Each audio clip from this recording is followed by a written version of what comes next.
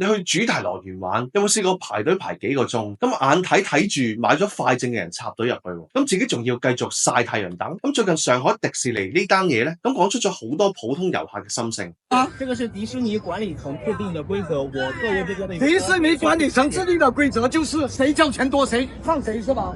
是這個意思嗎？走優先。你把你的工作號給我，工作號拿給我，把你領導叫過來，現在能不能過來？我帶您過去。我為什麼要過去嘛？就這5分鐘了，不要。他就在。你很牛逼嗎？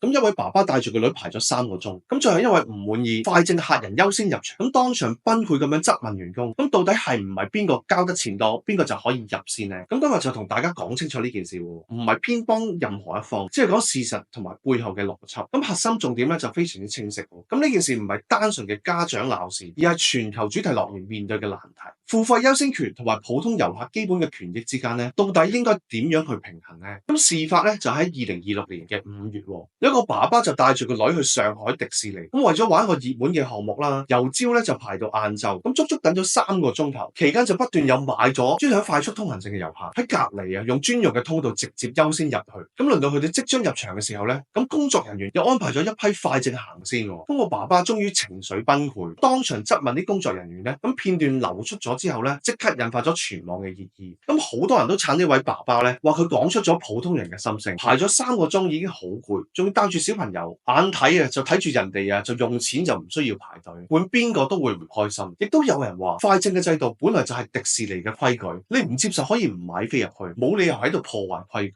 咁其實兩邊講嘅都有道理。咁俾錢買快速通行咧，係全球主題樂園嘅通用做法，目的係分流人群，願意俾多少少錢嘅人享受更好嘅體驗，本身就已經冇問題。但問題關鍵就喺快證嘅數量到底有冇上限呢？咁如果快證賣得太多，咁普通通道嘅排隊時間咧就會越嚟越長，最後就變成咗有錢人優先，傷害咗普通消費者嘅感情。呢件事就同每一個人都息息相關。而家越嚟越多地方咧都推出咗付費優先嘅服務，咁機場快速安檢啦，演唱會優先入場啦，醫院優先掛號啦。大家唔係反對付費享受更好嘅服務，而係反對付費權利被無限放大，影響到普通人嘅基本權益。咁其實最好嘅規矩咧，永遠都係揾到雙方嘅平衡點。主題樂園可以適當咁控制快證嘅銷售數量，保證普通通道嘅排隊時間喺合理範圍之內，亦都可以推出更多唔同價位嘅選項啦，滿足唔同消費者嘅需求。而作為消費者，遇到不滿嘅時候，都應該理性咁表達咁訴求，唔好將情緒發洩喺前線員工身上。旅遊嘅本意係開心，規矩嘅目的